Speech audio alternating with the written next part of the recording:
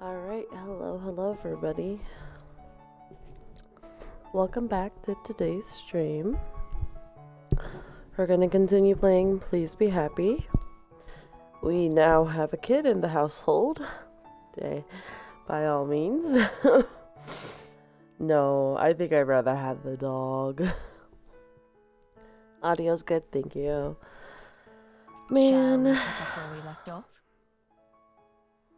I guess. I don't really want to, but I guess. Okay. Yep. Here we go. Did I click the right one? Yep. Okay.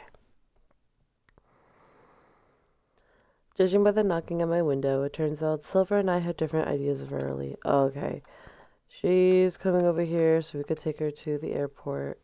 Can I not skip this? Okay. Okay, she still goes with the name Unbi, so that hasn't changed.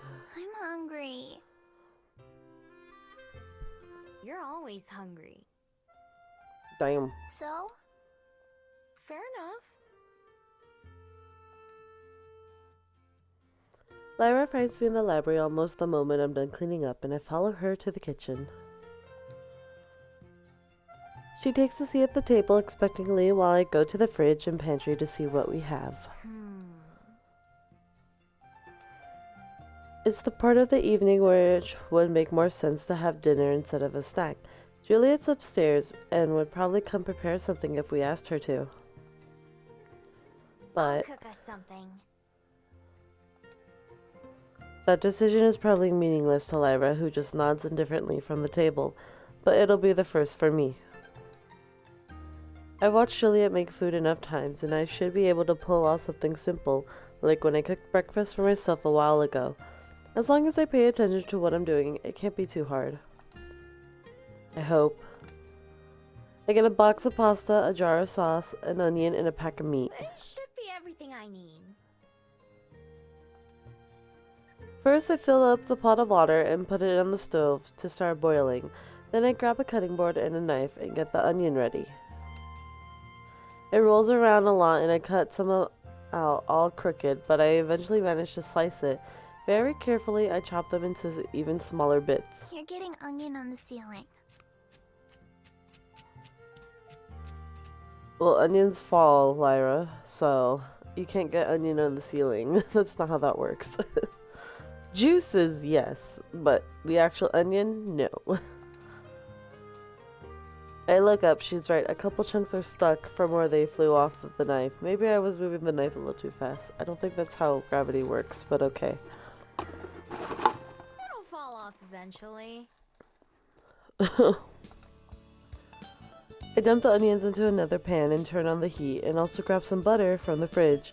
I'm not sure how much to use, so I just scoop up a big lump and throw it in. Better to have too much than not enough, right?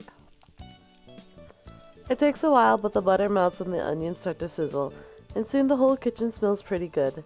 I also dump the noodles into the water, which is boiling by now, and set a timer like the box instructs. I'm not sure how to tell when the onions are ready, so I just let them cook until I get bored of waiting, and then I dump the meat in with them. It also sizzles loudly when it hits the pan, and I hurry to spread it around with a spatula. As I'm cooking that, Juliet enters the kitchen. My, something smells delicious. Hey, I'm cooking dinner. I think. Juliet beams with It delight. looks like everything is coming along wonderfully. I can't wait to try it. Me too. I'm still hungry, you know. Okay, Lyra. Yeah. Having the two of them both watching and waiting adds some pressure to the situation. I use the back of my hand and to wipe the sweat off my forehead. Standing over the hot stove gets uncomfortable fast. My timer for the noodles go off, and while I'm still cooking the meat, parts of it are getting dark brown and crispy while other parts are still pink, so I keep mixing it around. A few of the onions are beginning to burn too, so I pluck those out and toss them into the trash as I notice them. I leave the pan to its fate while I pick up the pasta pot and carefully tip the water into the sink. Steam rushes into my face and I have to lean back as it lets it run out. Only a handful of noodles fall into the sink, which I'm willing to consider a success. I cross my fingers and hope that the meat is done. I can't see any parts that look raw, at least. Grabbing the jar of sauce, I unscrew the lid and then dump it all into the pan before mixing that around. Combined with the red sauce, the burnt onions, and the crunchy meat, doesn't really stand out too much. I hope that's true for the taste too. Flicking up the stove, I turn to face my audience. It's ready. Finally. I thought it was gonna take all day. Shut up, Lyra. Lyra's not impressed, of course, but Juliet claps. It looks great. Thank you for cooking, Miho. Don't thank me yet. But since you cook for us all the time, I figured I could at least give it a try. I retrieve 3 bowls and dump some noodles into each one, followed by the few big spoonfuls of sauce. Just like Juliet does, I carry them to the table and set them out in front of each person. Alright, here you go. Lyra wastes no time in digging in, instantly straining her mouth red with sauce.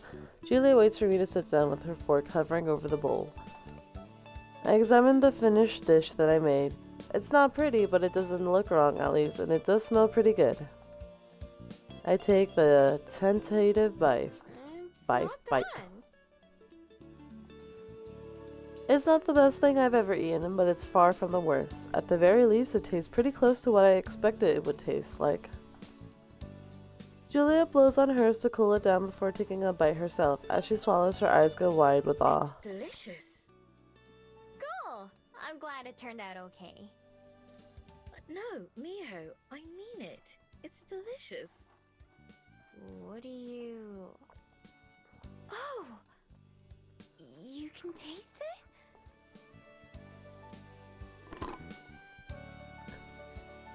Juliet nods, taking another bite without bothering to wait this time. She chews slowly, closing her eyes to savor it.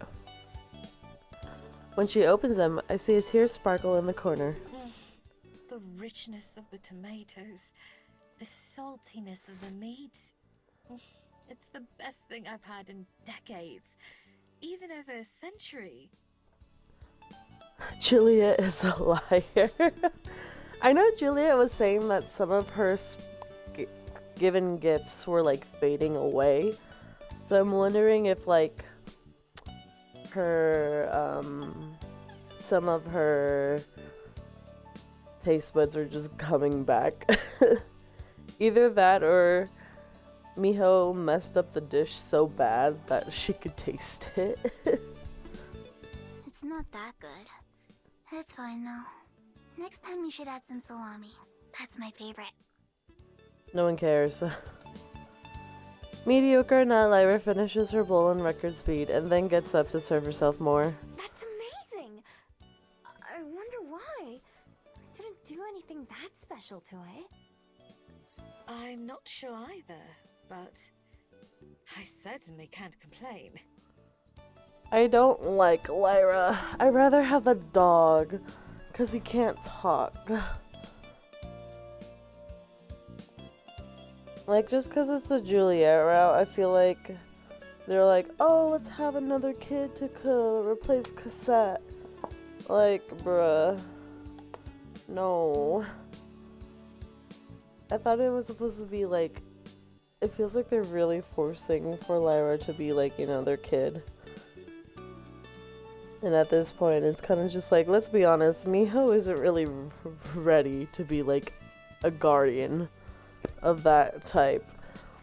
Juliet, obviously she can handle it, but man, like, it's just supposed to be a route between the two. Why add a kid? The dog was fine because the dog can't really talk, but now the story's making us care for a kid. Bruh. Juliet also gets its second bowl and then even thirds. There's only enough for me to have one bowl, but that's fine by me. Seeing the joy on Juliet's face is more rewarding than an extra full belly. Using the edge of her fork and spoon, she manages to scrape up every last drop. Her dish is so spotless it looks like it could go right back into the cabinet. That's gross. Just means I gotta start cooking more often, huh? Juliet laughs and nods. I'd like that very, very much.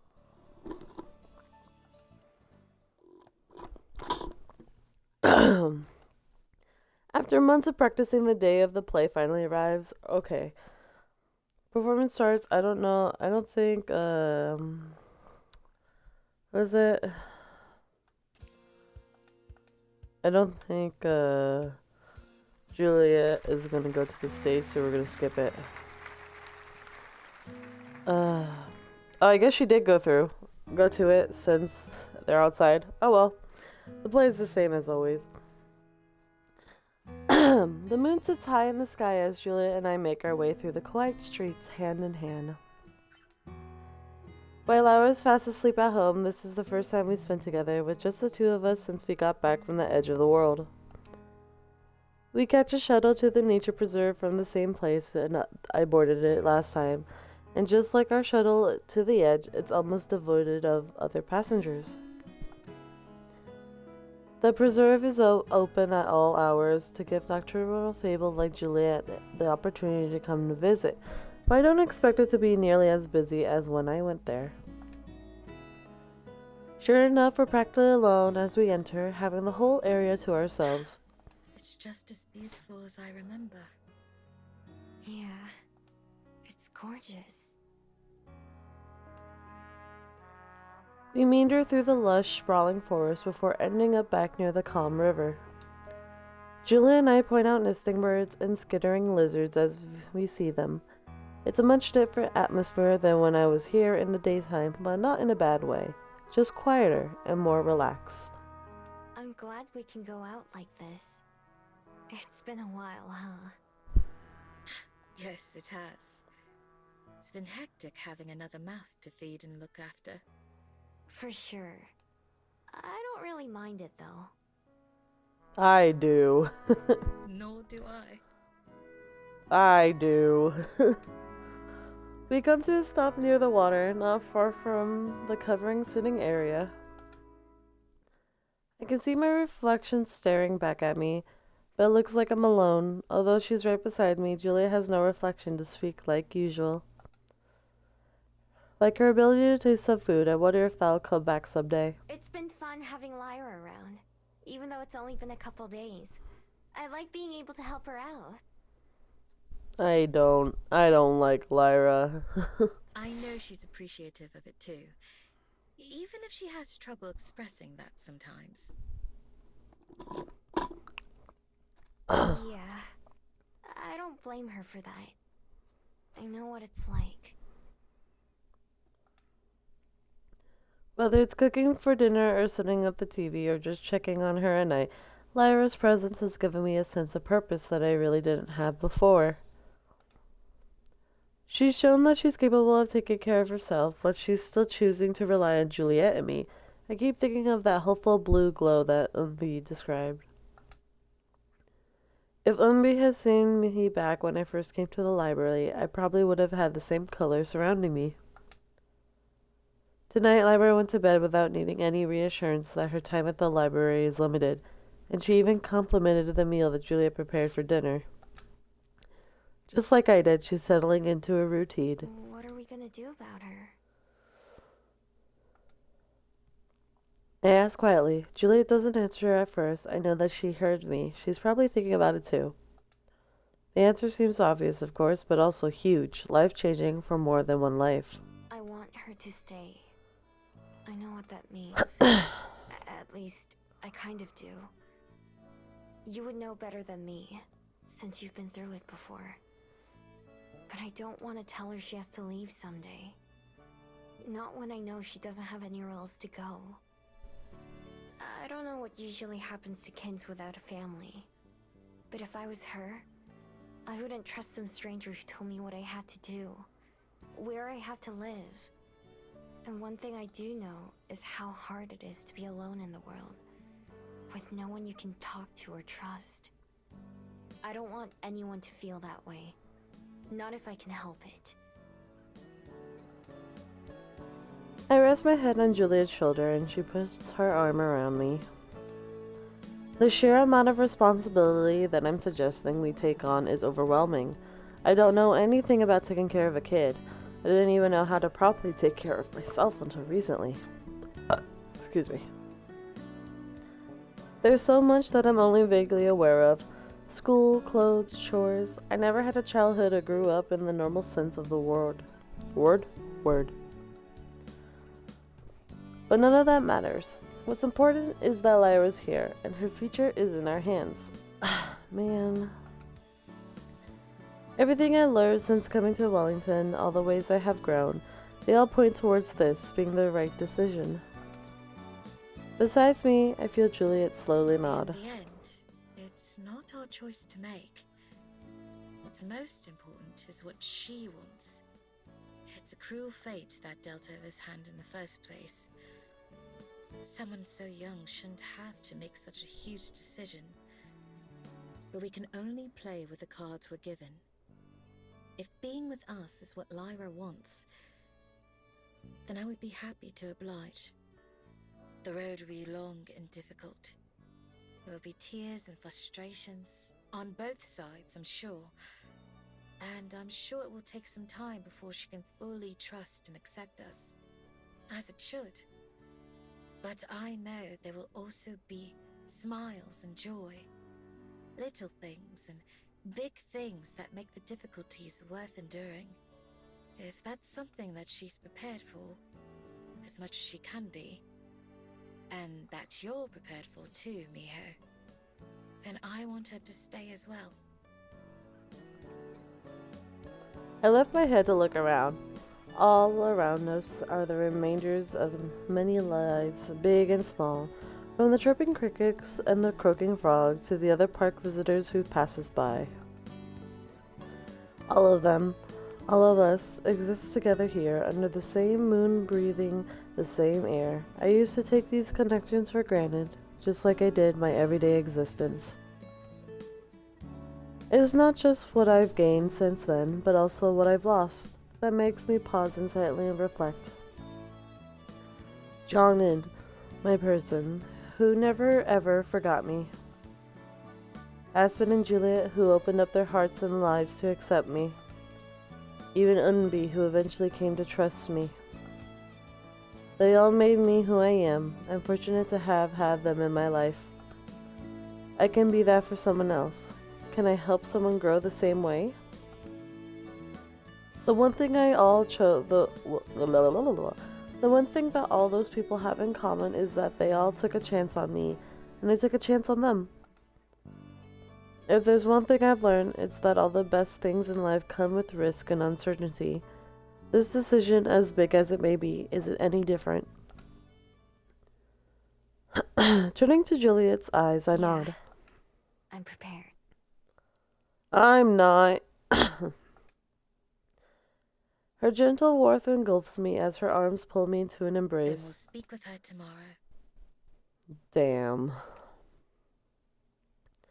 I don't like kids. Especially the way Lyra's talking. I don't like her. Shoot. I think the only, so far from all the games we played, I think the only kid I actually, enjoyed talking to was Nanako from Persona 4. Actually, no, I forgot. Tommy's a kid in this game. Bruh, Tommy has a better attitude. Juliet and I ended up getting home pretty late from the nature preserve, and so the next morning I chose to sleep in a bit longer than usual. When I finally climbed out of bed, I go to check on Lyra. Although her bed is messy and unmade, she's nowhere to be seen. She must have already gotten up and gone downstairs. Yawning, I make my way to the kitchen, expecting to see her and Juliet, but when I see who was waiting there instead, I blink with surprise. Aspen! Ah, Miho, good morning. It's been forever since you've been here. It's only been a few weeks. Like I said, forever. It does feel that way, I admit. Sorry I haven't been able to chat much lately. It's fine. I know you're busy. Although Aspen and I still check in every morning just so she doesn't forget me, we never talk for long. In fact, most of our conversations are pretty much saying hello and then almost immediately saying goodbye. Hello, okay, bye. I haven't even gotten the chance to tell her about everything that's been happening these past few days. How have you been? Oh, same as ever.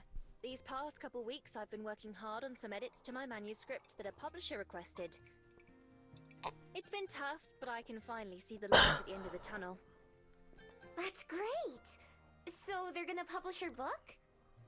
It's still too early to say, but She cracks a smile. I'm optimistic at least. What about you? I expected Juliet to be around by now, but I haven't seen her. She might be asleep. We were out kind of late last night. Oh! I take it that means things are going better between you two then. Yeah, your advice helped a lot. Things have been really good, actually. I'm so glad to hear it. The whole time we're talking, Aspen is also turning this way and that in her chair, like she's searching for something. What are you looking for? I don't know what happened to my pen. I swear I just had it with me, but now I can't find it. Maybe you dropped it on the floor? Maybe. It's not a big deal, though. I have extras. Her purse is dangling from her chair and she puts it on her lap and dig around. When she does, she frowns. What now? My notebook is missing too. There's no way that fell out on its own. Aspen stands up, pacing back and forth between her seat and the entrance to the kitchen, peering down the room towards the front door. While she's out of her seat, I watch her hand mirror float up out of her bag and disappear around a corner. I have to bite my lip to keep from laughing as I realize what's going on.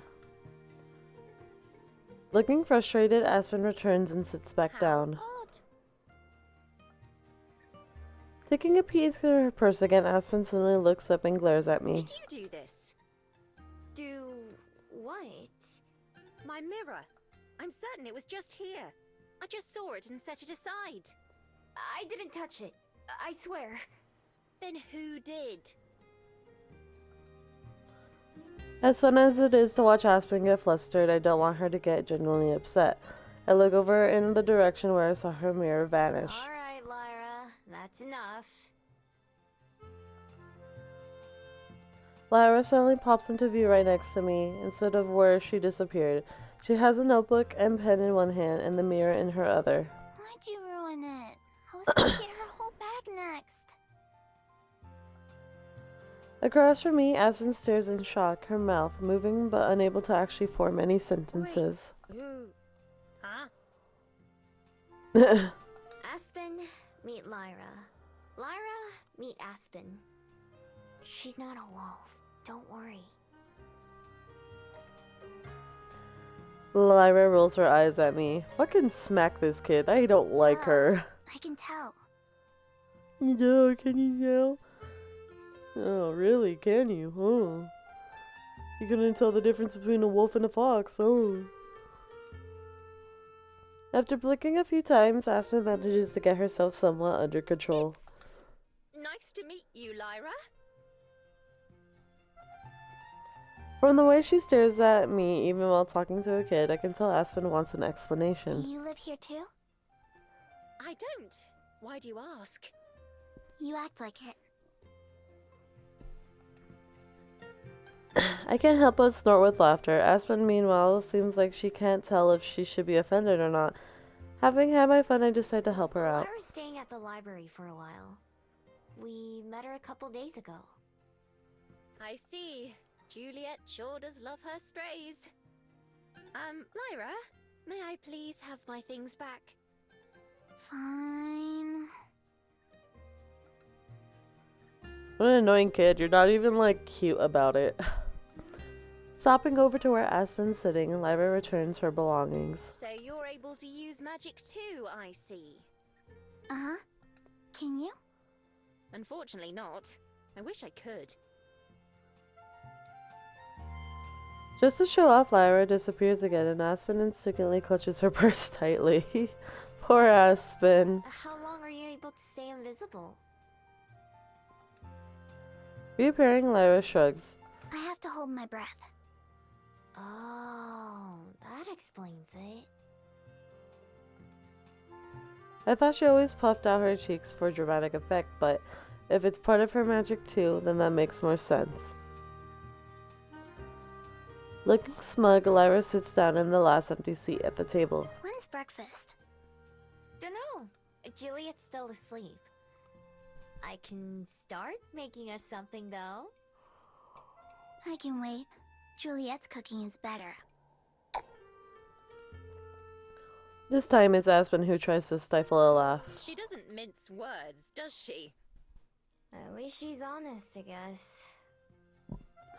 And puntable. I'm gonna cook anyway. Even I can't mess up eggs and toast that much. I conveniently choose to leave out the results from last time I made them. I have more experience now, so it should go better.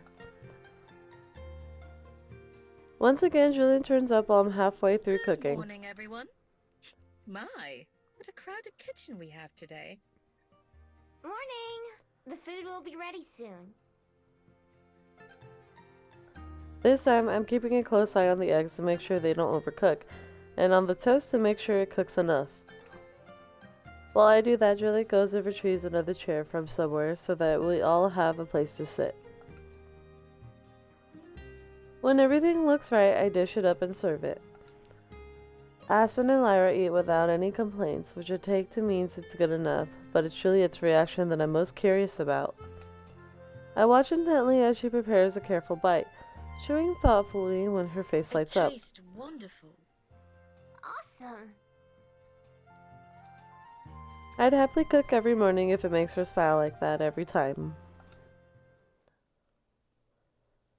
When breakfast is over, Juliet stands up to get everyone's attention. Aspen, Miho, I was wondering if I might be able to enlist your help for the day.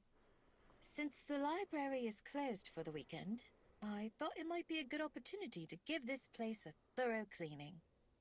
It's been ages since it's had a good dusting, and some of the spare rooms could stand to be emptied out. Sure, I don't mind. I could certainly use the exercise. Yeah, of course I'll help. Thank you. What about me? I can help too. Well, She and I look at each other and I give a tiny nod. We didn't plan out how to have this conversation with Lyra, but now seems like as good as a time as any. Aspen must notice our silent exchange because she stands up. I'll go straighten up the books first, before we start on the rest of the house. Just give me a call if you need me. we will. Thank you. Once Aspen leaves, Julia takes a seat, scooting her chair closer to Lyra and me. From the way the kid starts to fidget, I get the impression that we're making her nervous. Lyra, there was something that Miho and I wanted to ask you. Something very important. Do you want to live here with us? I decide to just cut that to the chase, rather than stretch out the amount of time that Lyra has to worry about what we're going to say. She stops fidgeting immediately, looking confused. What do you mean? I already do. Yes, but in a permanent sense. Not just for a few nights, but This would be your home. Oh, For a bit, none of us talk under the table. I seek out Juliet's hand, and I'm surprised to find that it's shaking. Lyra chews her lips and bites her thumbs, staring at the floor. of course, if you don't want to, then we fully understand.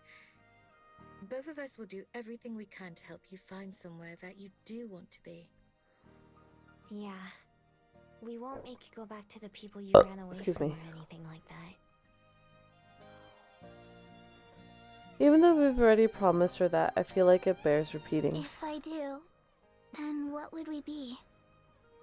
In what sense? Like... She struggles to find the words to phrase her question, but I think I know what she means. It's kind of like when Juliet and I began our relationship, and I didn't know what to call it. We'd be family. Finally, Lyra looks up at both of us. I squeeze Juliet's hand, and she squeezes back, still shaky. Okay. I like that. I can feel the tension drain out of Juliet's hand as she relaxes, laughing with relief. Even as my heart pounds, I can feel myself grinning too. And across from us, for the first time, I see Lyra's face light up with a real, genuine smile, one that she doesn't bother to hide or force away. I don't have to be silver to see the hope she feels right now. I felt myself not so long ago. This time, I get to be the one to say the words that Juliet said to me back then. In that case, welcome home. Leaping to her feet, Lyra scurries over with her arms outstretched. Juliet and I both catch her in a hug, the three of us wrapping our arms around each other. Somehow, out of the three of us, Lyra is the only one without any tears in her eyes. You'll never have to be alone again. Together, Lyra and I both nod. The three of us separate, and Juliet laughs as she wipes her face. Well, shall we go give Aspen a hand? Yeah.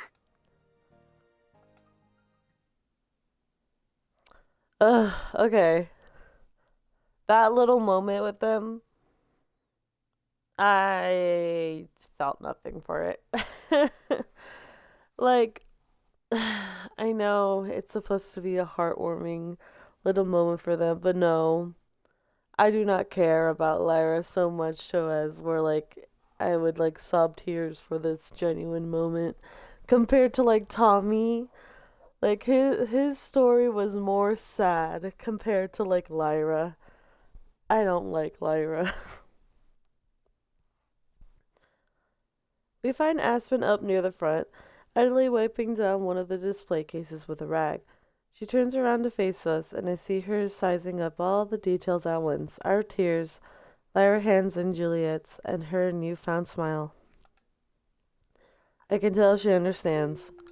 Congratulations, all of you. Aspen, Juliet, and I organized and scrubbed the downstairs area from top to bottom. Lyra runs back and forth between us, bringing cleaners and rags or whatever else someone asks for. Once we are finished, we move upstairs, skipping over my room and Juliet's study. Instead, we all stop at the storage room where I found the fish tank for the elemental and where Juliet got my TV. She flicks the lights, illuminating boxes stuffed with toys and clothes and even a couple full of books. All of these used to be cassettes things. They've just sat here untouched for years. I put a hand on her shoulder while both Lyra and Aspen wait uncertainty by the door. Juliet strolls through the room, peering into several boxes. Sometimes she retrieves a toy, like a plastic horse or a stuffed doll, and gazes at it fondly, but then she puts them back. I follow her in, and hesitantly Lyra follows behind me. Juliet kneels down to match Lyra's eye level, gently reaching out to clasp her hands. Feel free to keep anything here that strikes your fancy. We'll donate the rest to others who may want them. Are you sure? Yes, I'm certain. Cosette wouldn't have wanted her treasures to sit in the dark and waste away unappreciated. I was only doing that for myself. No. What she would have wanted is for them to bring smiles and happiness to others, like they brought to her. Passing them down is the best way I can honor her memory.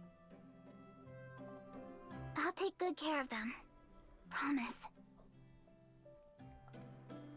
Juliet pats her on the I head. know you will. It takes all day, but together we manage to comb through everything in the rooms. Aspen sweeps and dusts, while the rest of us sort out all of the belongings. In the end, Lyra only picks a few toys and clothes for herself.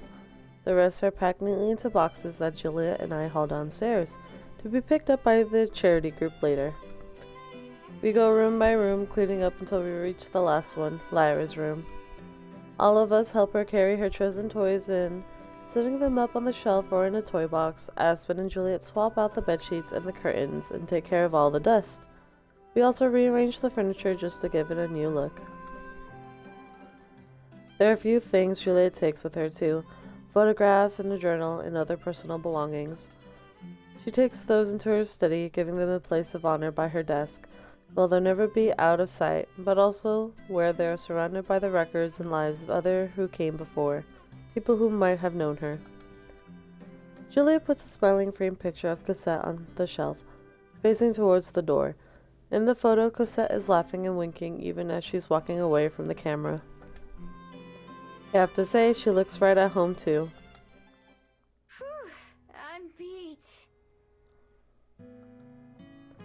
I flap down on the bed, spreading my arms out. It's not my own bed for once, but You worked Juliet's. very hard today. You deserve to be exhausted. Not as hard as you. You carried most of those boxes. We both put in a lot of effort. She lays down next to me. Without a window, it's darker in Juliet's room than it is in mine. I could count on one hand the number of times I've been in here. I let out a yawn. Aspen went home hours ago and Lyra went to bed not long after. It'll be my turn You soon. should get some rest, dear. I will. First, I have to get the energy to go back to my room. Do you? What do you mean? There's certainly room for two here. Rolling onto my side to face her, I laugh. Yeah, I guess so. You must be worn out too. You stayed up all day, didn't you? Yes. I wanted to spend it with the three of you. I'm glad. I yawn again, and this time it's Juliet who laughs. Sleep, my love. I'll see you in the morning. She doesn't have to tell me twice, not even bothering to fight my heavy eyes from closing. I just nod. Good night. The sky collapses into the ocean, splashing me with 1,000 shades of blue. Clouds drift through the water, and fish swim through the air. I'm alone, but not alone. Although there's no one at my side, I can feel the warm presence of my loved ones in my heart. With each step I take, sky water ripples in every direction. The expanse goes on forever, above, below, and around me. I look down at my hands and feet and at my reflection beneath me. Yellow eyes framed by dark fur look back, the fox paws moving in time with my footsteps. She's me and I'm her. I know this, so why are we separated like this? Together we move forward, though it's impossible to see what's beyond the horizon, just more and more blue. Then far ahead, something floating along in the current catches my eye, and I run to it. It's a piece of paper rolled up tightly. Something stirs in my soul as one of the people I hold dear there smiles in recognition. Gently I unfurl the scroll, but as soon as I do, the words written there melt away, pouring off the edge and into the water at my feet. I look down to see the ink pooling beneath me between my feet and the fox paws. I take a deep breath and then kneel down, my hand hover just inches from the surface. A single paw waits on the other side, as the fox's eye look into mine. Mustering all my courage, I plunge my hand down into the swirling ink and rippling water, reaching for my other self. Excuse me. With the gas, I bolt upright in bed, breathing heavily. My palms and neck are slick in sweat, and my heart races like I just ran a marathon. Daylight blinds me, and I hold up one arm and shield myself from it, but it doesn't help.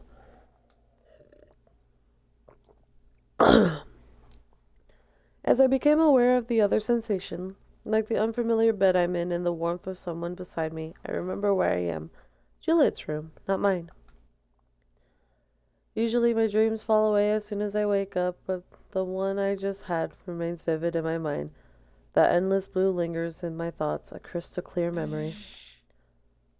Miho? I can hear Juliet sit up on the other side of the bed, still partially hidden in shadow. As I blink to get my bearings, I realize that it's not daylight that's blinding me. It's my bead. As bright as the full moon, it rests against my chest. In its glow, I can see a third person illuminated between Juliet and me. Lyra is fast asleep, somehow unbothered. She's flat on her back, her hands clutching a blanket. I cup my hands and lift them to cover my bead, although light still pours out from between my fingers. The moment my palms brush against it, a shiver runs down my spine. The ocean from my dream fills my thoughts, even as I am aware of what's around me. As the feelings dissipate, I'm left with a sensation of total calmness. My eyes aren't bothered by the light. I don't feel hot under my blanket with Lyra pressing against me. The dampness of my hair is gone. I look over to see Juliet in the darkness. Although sleepiness still tugs at her eyes, I can tell that she's wide awake now. With one hand, I remove my necklace. One by one, I slide off the other beads until I get to the one that matters. I let it fall into my hand. The only sensation I'm aware of is resting there. Tiny cracks cover it all over. I close my fingers around it, hiding some more of the glow. Sensing Juliet rather than seeing her, I whisper into the dark. It's time.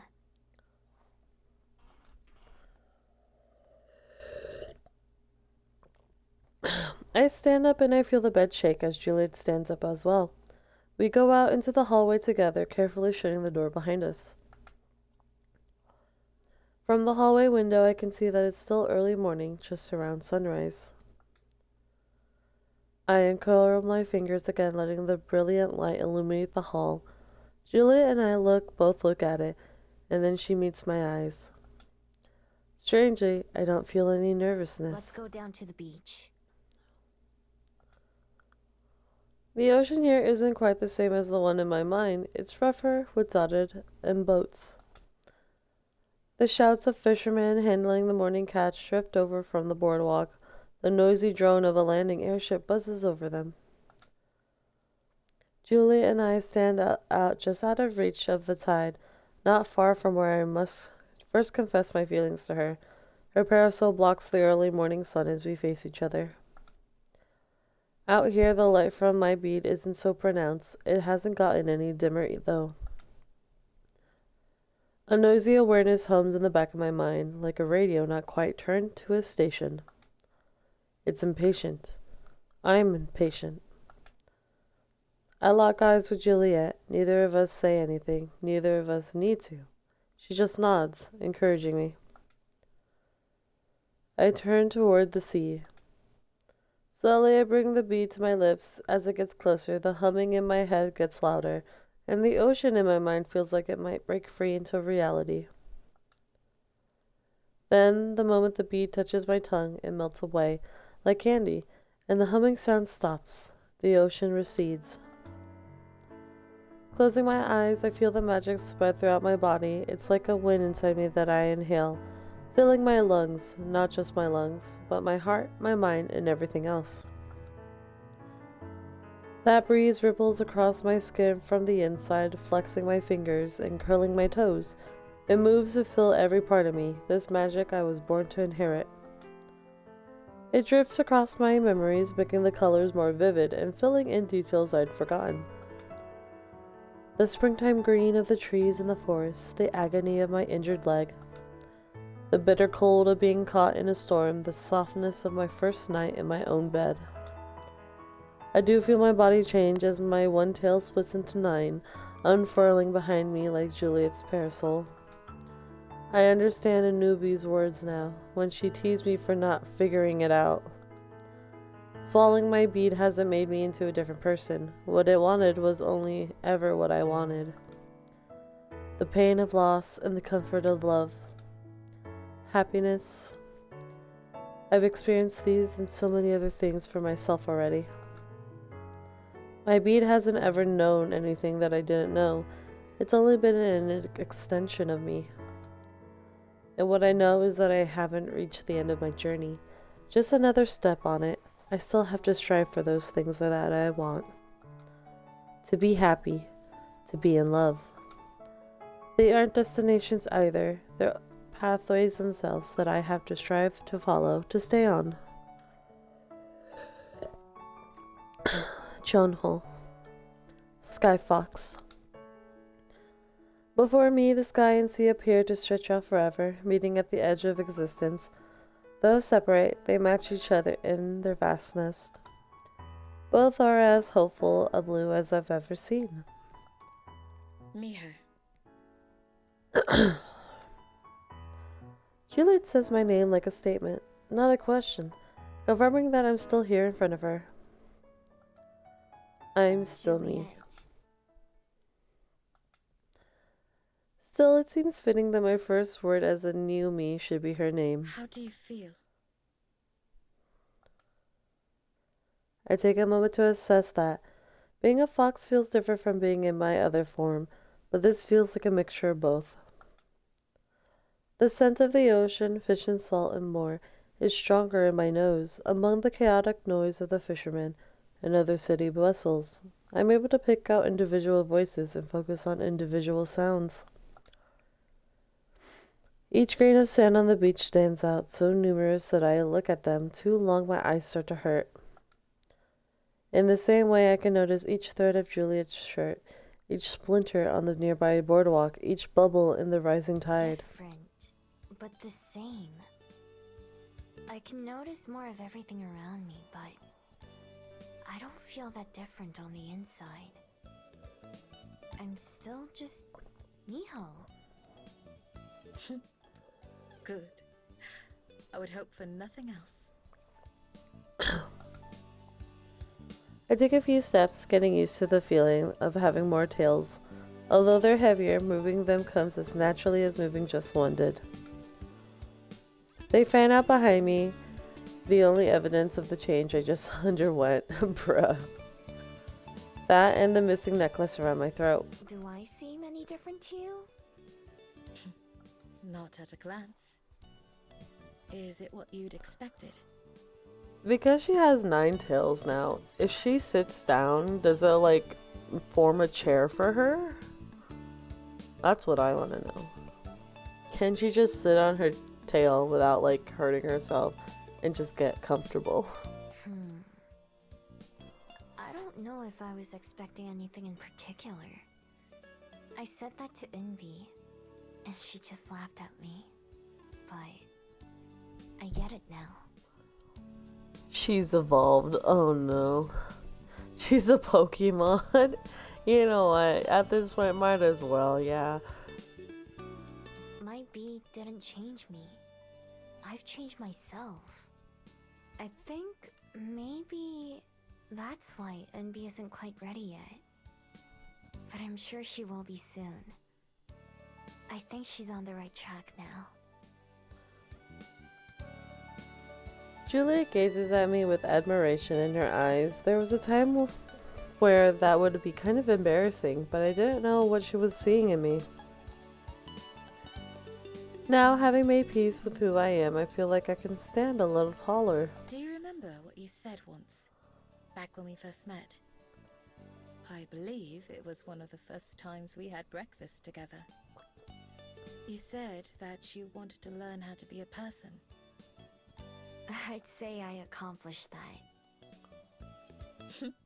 As would I. But you helped me do the same. Unbi as well. And I'm sure there's much that Lyra will learn from you in time. Unbi was right in that regard.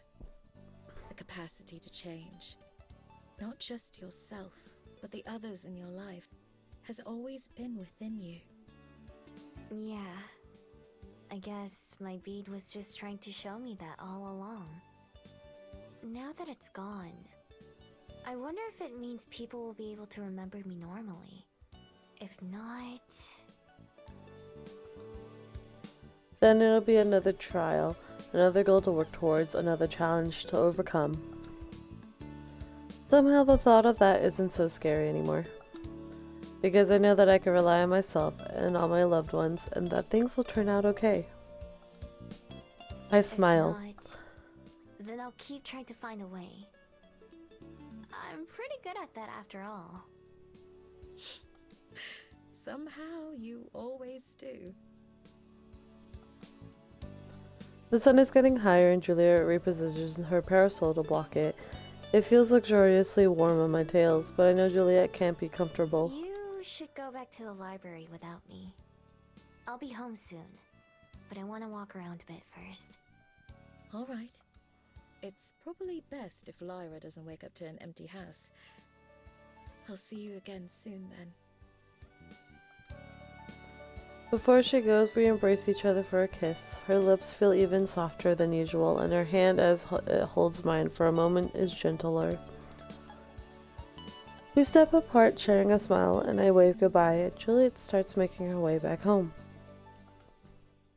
I head to the skyport myself. It's busy when I get there. The airship that I heard land not long ago has let its passengers off, and they flow through the security lines and into the freedom of the city. I stop outside the doors where I say goodbye to Unbi, although I don't plan to go inside. Instead, I turn around and start walking towards town, following a zigzag path that takes me along roads and alleyways. It's been months since I arrived, but I can still remember every twist and turn that I took as I ran from the security guard. Some of those streets I've walked down several times since, and some of them I only passed through that time. The welcoming colors of the Cuba Street guide me toward the heart of Wellington.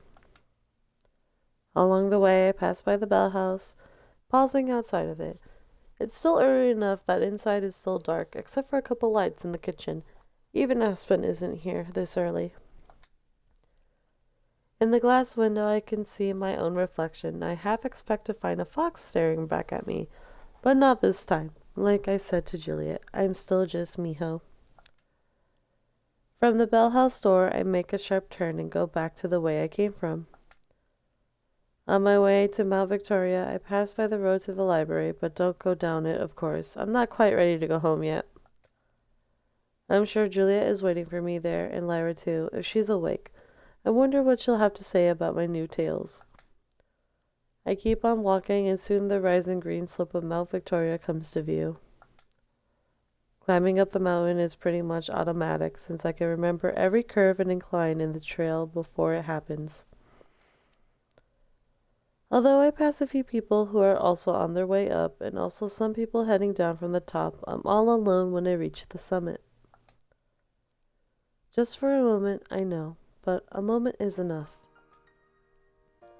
From here, the skyport doesn't look very big, and the path I just took doesn't seem very far. Yet, in a sense, it took me months to walk it. I'm sure I'll come up here many more times in the future. There are so many places I want to go and things I want to see, but I know that I'll never get tired of this view.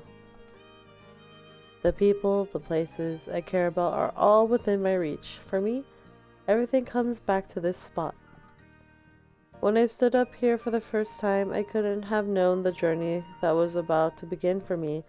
That's why I can't help but feel excited as I gaze out at the city I've come to love.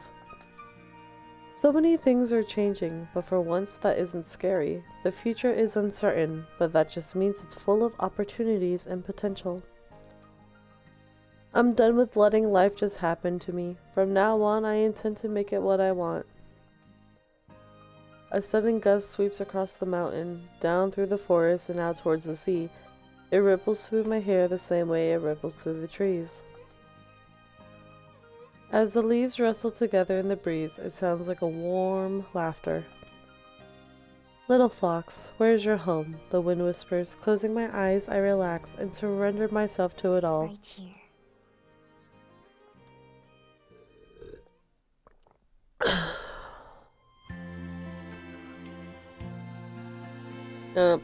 And there you have it.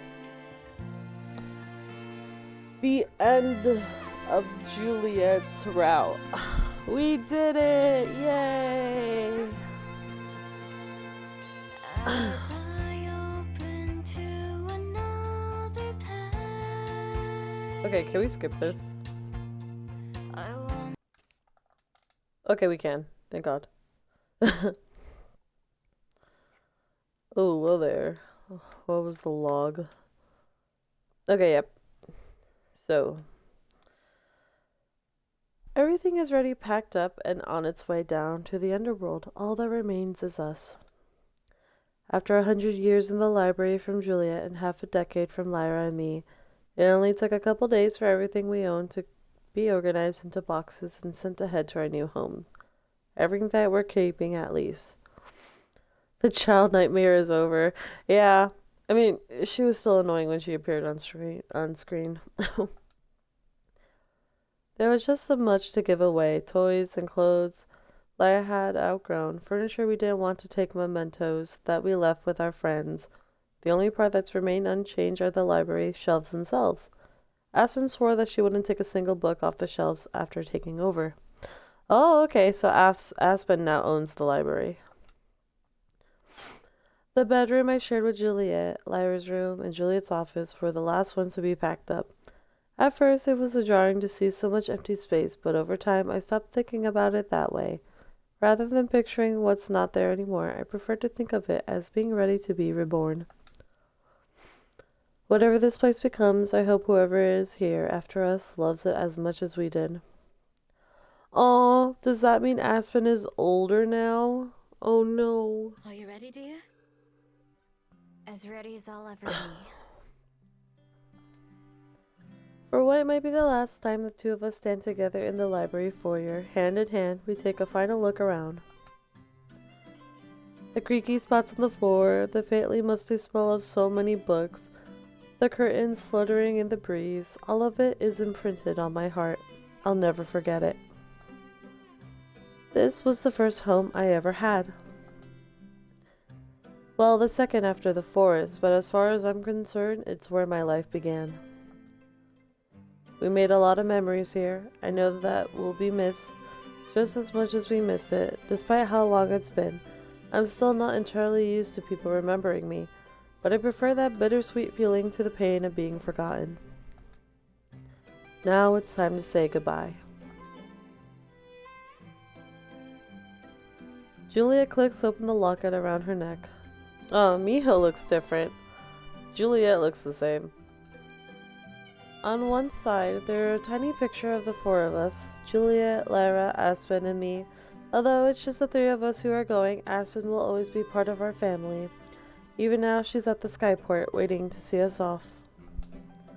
On the other is a photo of Cosette.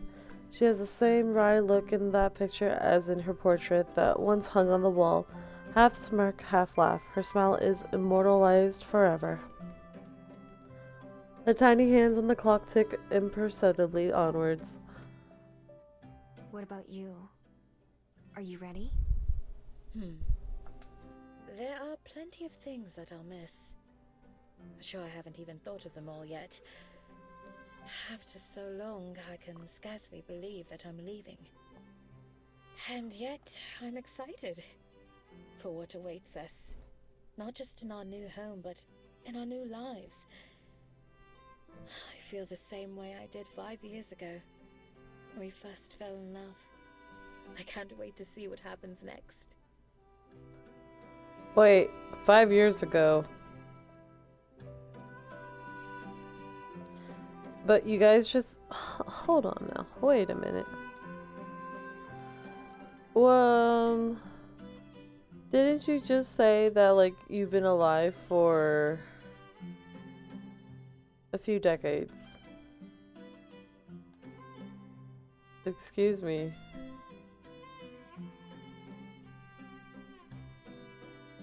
Oh, half a decade. Okay, never mind. No, that's correct. I was so confused. I was like, wait a minute. It's been a while now. But nope. Okay, that matches. I just can't read.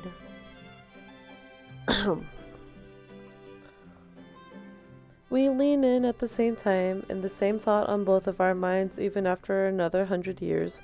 I know that I won't get tired of kissing Juliet. The front door bangs open and we both look over to see Lyra standing there impatiently. Come on! Do you want to keep Aspen waiting forever? Oh god. Julia and I look at each other with a smile. Hi, duck. Sloppy style. What did I walk into? No. Forever's an awfully long time, you know. Right. So we'd better get going.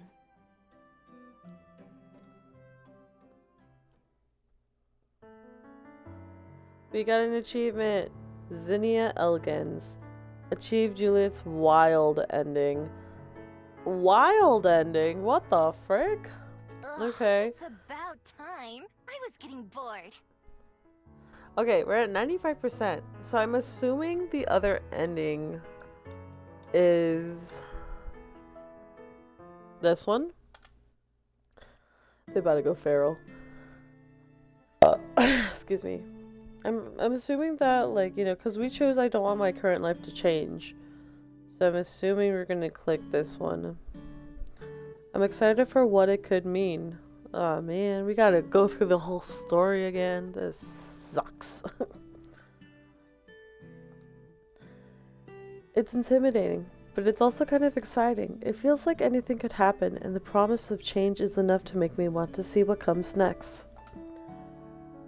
The predictability of my life, my daily life, is comfortable and reassuring, but sometimes I can't help but miss the open possibilities that used to define it. Those days were harder for sure, but it was the struggling that made me appreciate the good times when they happened. Now, I still appreciate everything and everyone that I have, but I wouldn't mind a bit more excitement. It's too early for all this. Not that there would be better times later. Still, I know that if I let myself think about these things for too long, I'll just start spiraling instead. I make myself get up and get out of bed. For a small relief, the warmth of my bed has dissipated, like it just wanted me to notice it. It's still bright and still cracked, but at least it isn't uncomfortable. After freshening up, I go downstairs, but I'm surprised to find an empty kitchen. Juliet isn't around. Okay, so I'm pretty sure all of this might be still the same. Okay, let's see. Okay, There's and I can see some of the garden. let's see. Is this the same? How about you? Does she feel sad? Okay, yeah. Scent is a Still sad. Okay, cool. Hi, Lena. Bye, Lena. Okay, it's another skipping session. Alright, we already had our moments with Mr. Kim as well. Sorry, Mr. Kim. Okay, let's see. If you... Okay, we don't... No. Okay, what is it? This is... But even if I go Okay, no. with you- We've already dealt with this too. At this point, I think it's just a different ending. I miss traveling to new places. I'm glad I've settled down. I miss traveling to new places. We'll just say that. Blah, blah, blah, blah, blah. Ugh, we've already dealt with all of this. I mean, at least we got through one of Juliet's routes. Hopefully we could just finish it here. It seems we might.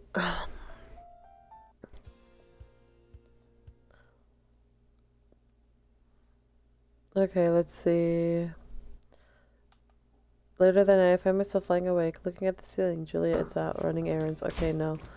And this is the whole stupid Lyra. We don't want to deal with Lyra. Boo, Lyra. Go away, Lyra. Ugh. Dang. It's a long story. And Silver's leaving us, as always. Okay. Okay, nope.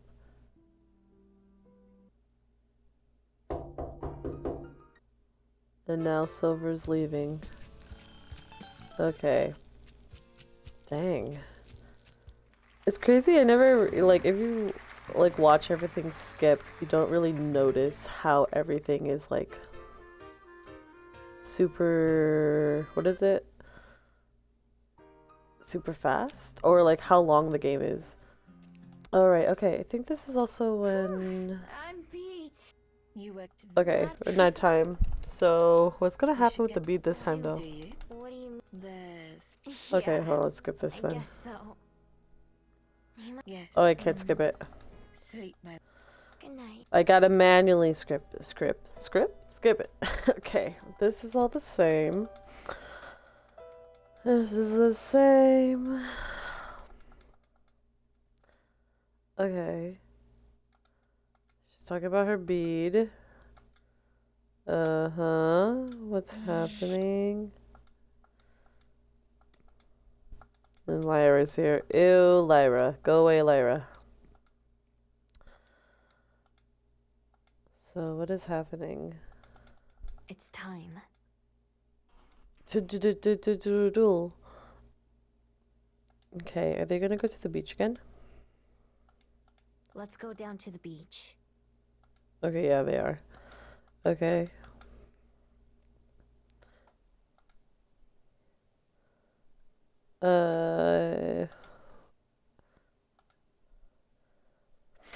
Okay. I lock eyes with Juliet, neither of us saying anything. Neither of us need to. She just nods, encouraging me. I turn towards the sea. Slowly, I bring the bead to my lips. As it gets closer, the humming in my head gets louder, and the ocean in my mind feels like it might break free into reality. Then, the moment the bead touches my tongue, it melts away like candy, and the humming sound stops. The ocean recedes. Okay, she's doing this all again.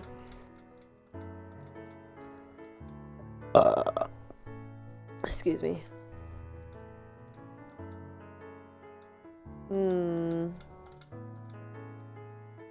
She's a sky fox. Oh, wow. She looks the same. Okay. How do you feel? Okay, so what is happening? What is the other ending? Oh. Okay, we get the ending again. God damn it. You know what? Oh, look! We got to the end of the game again. I'll just let it run this time. I won't skip it. As I open to Ugh. another page, I wonder if I'll always stay the same or be someone someday. So where's the explicit scenes where they go all out? No, there's none of that. Searching for more, but I'm not really sure what That's crazy. all alone and the clock on the wall keeps ticking along. So I put a bookmark in this chapter of my life. I tear the press flower to Excuse me. remember you by. Getting older will mean When's the community? Or no. together we'll be Please until speed. we I need die. this. No. With just a word or two, the You'll have to universe listen to will the sad simply song. remember me if I remember you.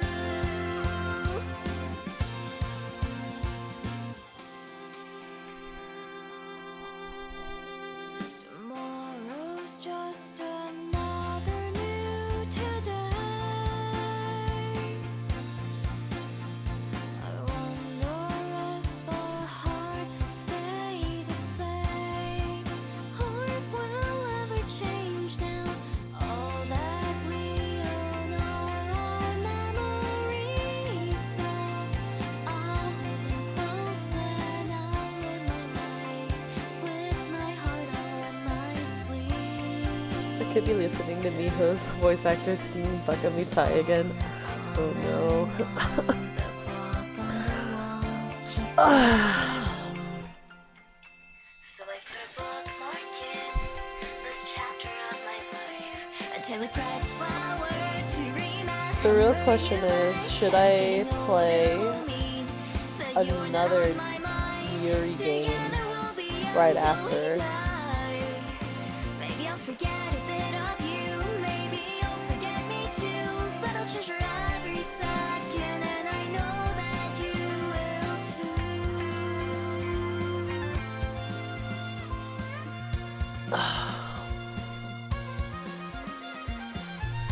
Thing is though, it has no voice acting apparently, so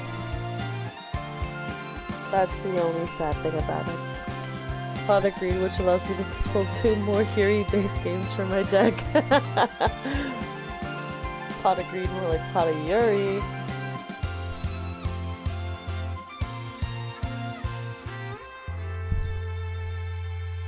I think you should stream Persona 6.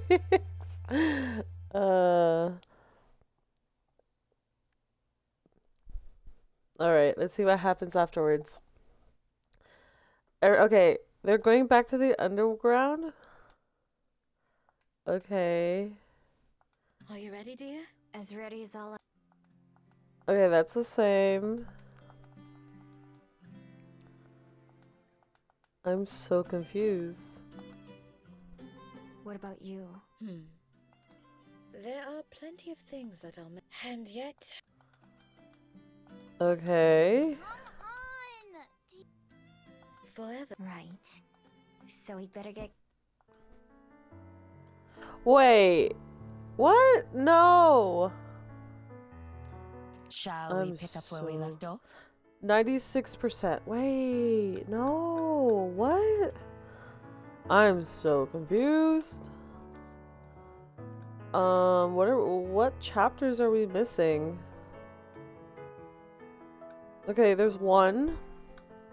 2. We're missing 2. Okay.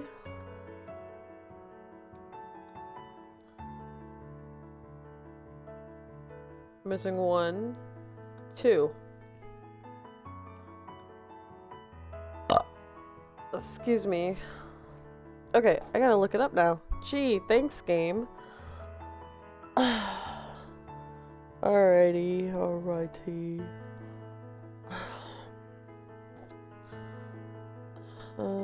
To unlock a special ending, and please be happy.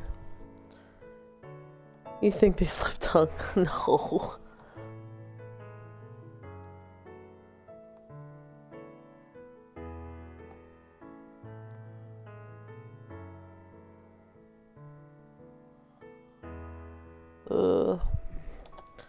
How to not date either Juliet or Aspen, and please be happy.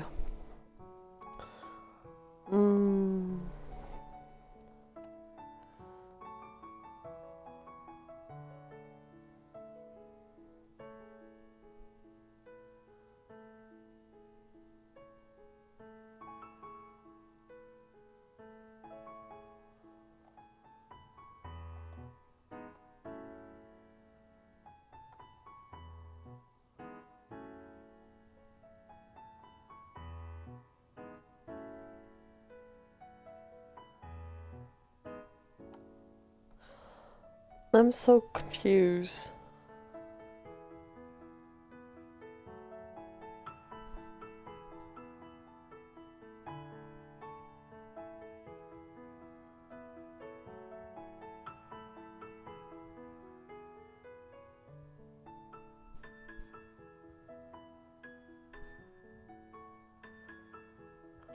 Okay, it's by looking it up, it's telling me that there's an I don't know option, which we have not been given.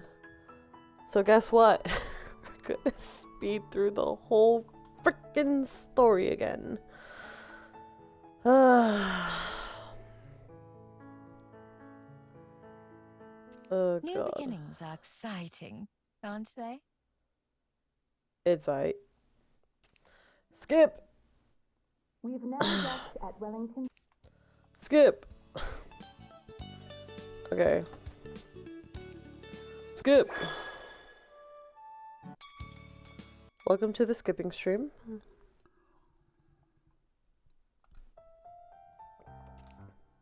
Skip. We'll see if like a third option pops up. Because I wonder if it is like, oh, you have to date both the girls first before you get that neutral option. Skip. it. I said skip. God.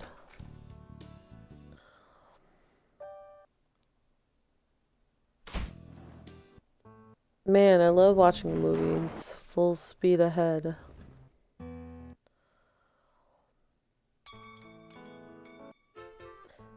Damn, but this game sure is long. I think it's like, what, at least like 20 hours?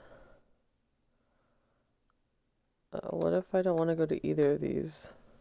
We're going to the den. Skip. Okay.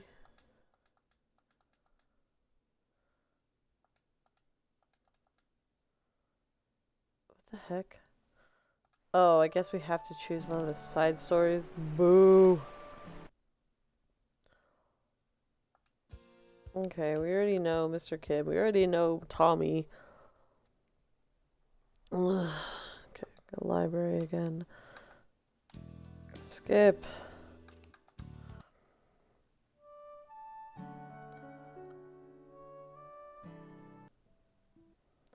They talk way too much.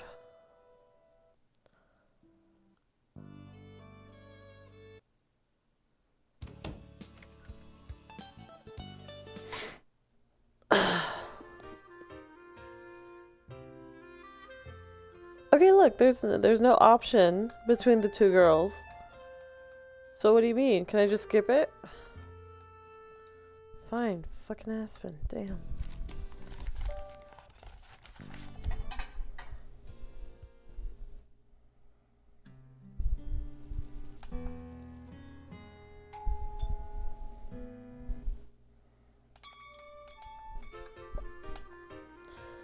All right. Let me see if it's like on Xbox is like different or something. Skip.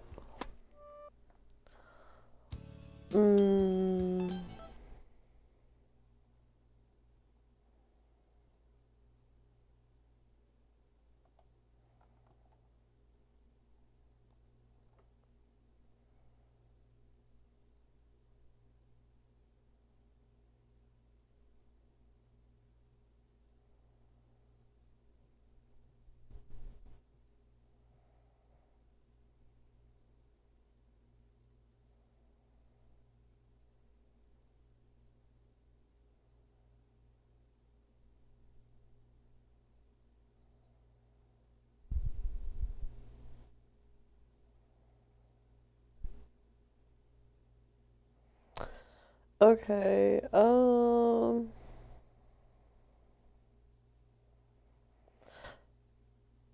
I see. So it's saying that like when Aspen what is it? When Aspen confesses, we obviously say I don't want to. But then I think it's when it asks if I want to go watch a movie, or when Juliet asks if I want to go watch a movie, we rest at home with Juliet? No. No. Okay. Yeah. So, first we avoid Aspen by telling her, like, no, we don't want to date her. Or, like, we don't think we can date Aspen. And then when Aspen asks if we want to go see a movie, to avoid Juliet's route, we go actually watch that movie. So, we'll see how that goes.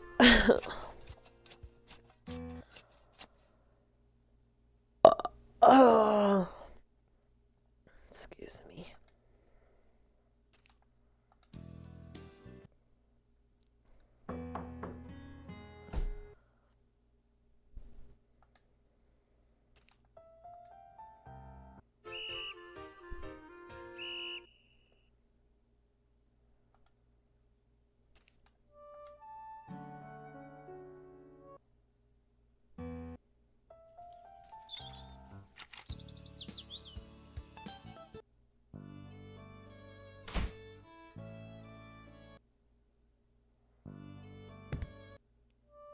Oh my gosh.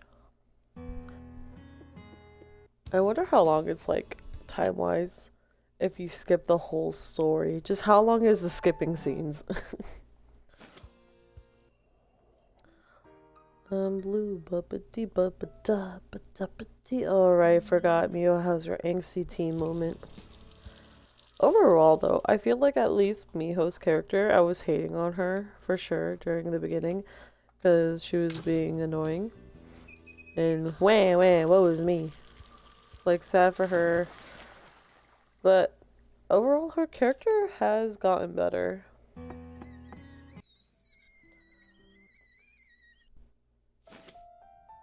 The tea is bustling, the tea is rumbling.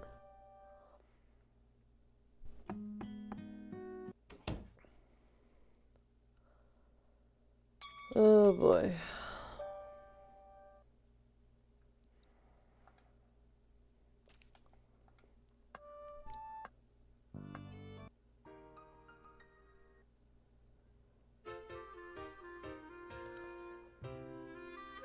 Oh, okay. So, to... Wait. Oh, fuck.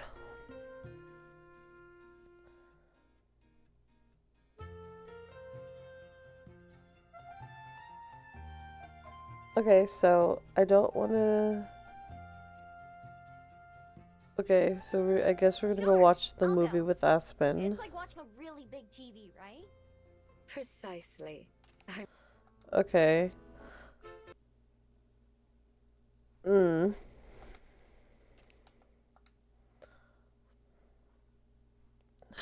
thought this happened after, what is it?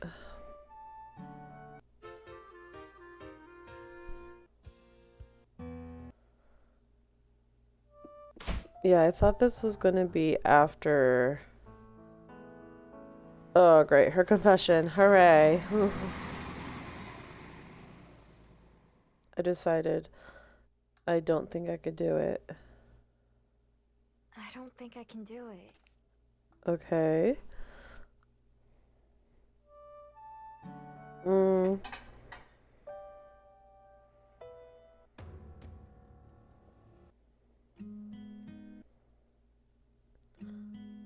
Wait, no, it's a Juliet route.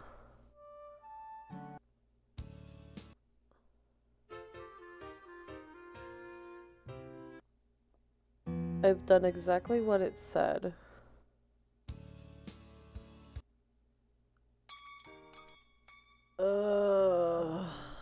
I'm very confused.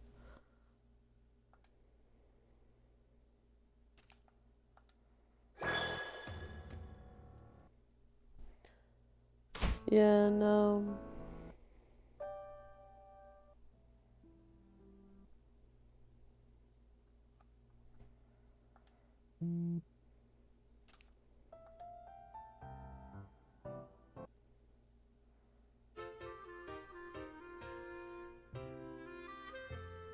Probably Mount Victoria. It's not too far away. I lived there before. That does sound. Please skip. Thanks for anytime. Thank you. Nice kid.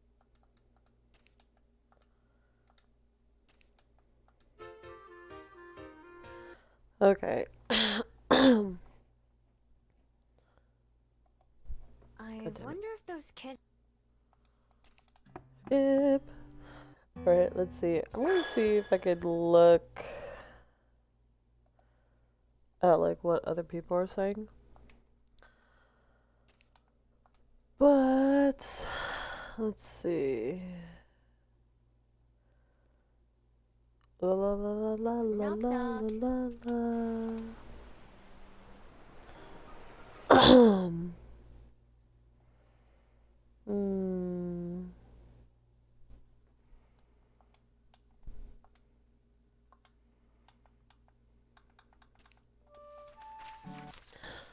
Mm-mm-mm-mm.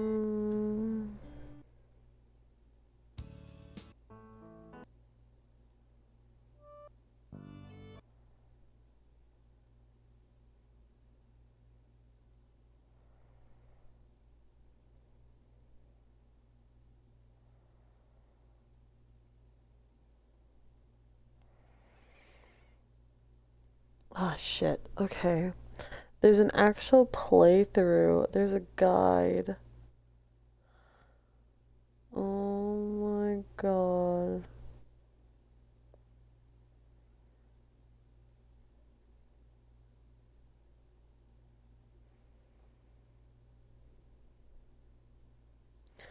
Yeah, no, there's there's a specific like guide on like what locations you have to click to deal with all that. So we're not doing that. We are actually gonna just leave it at here for the Please Be Happy game. You know, we got both. Oh, you didn't finish this one.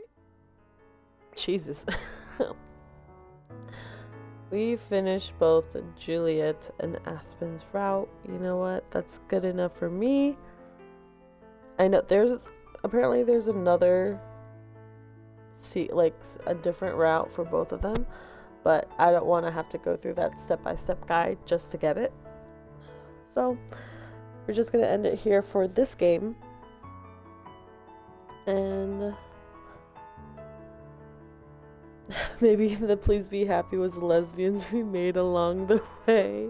That's crazy.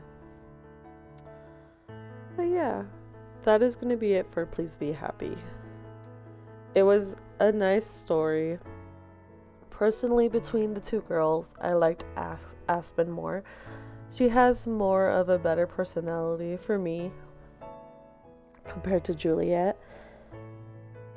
Although for like Juliet's story, like, you know, there were more hardships in the relationship, which happens in a lot of relationships.